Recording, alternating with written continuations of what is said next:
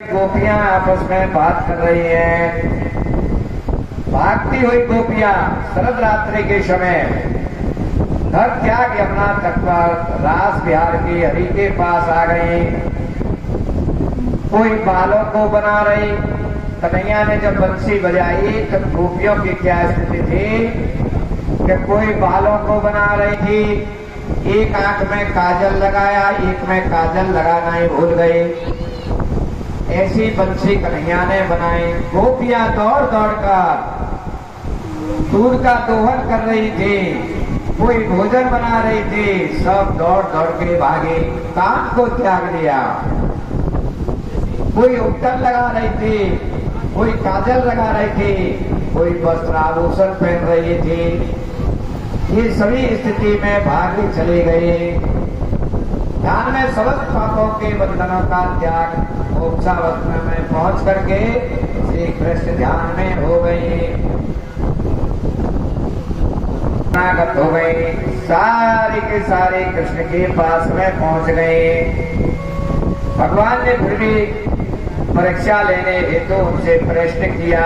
भगवान ने उनकी परीक्षा ली। हे बाबा गाँव गोपियां, आपका मैं स्वागत करता हूँ, परंतु यहाँ आने का क्या कारण है? रात्रि के समय नारियों को वन में एकांत में नहीं जाना चाहिए। भगवान गोपियों से कह रहे हैं, मैं पुरुष के पास नहीं जाना चाहिए।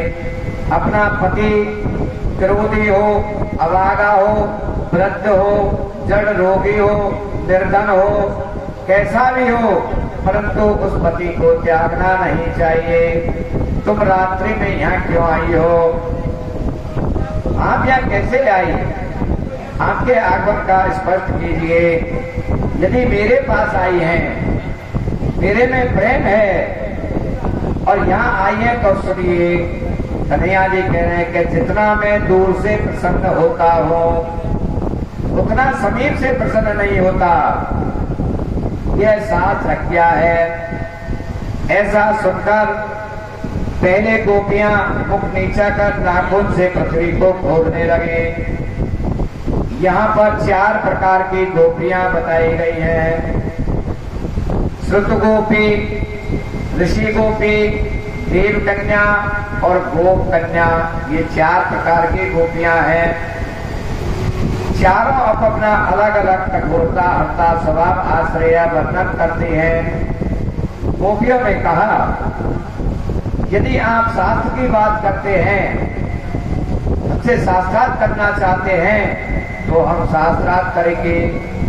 शर्त लगा लिया कि अगर शास्त्र में हम जीत गए तो हम कहेंगे जैसे तुमको करना पड़ेगा, और तुम अगर जीत गए तो तुम कहोगे तो हम घर चली जाएंगे। जो जीत जाएगा वही नाचेगा, नृत्य करेगा।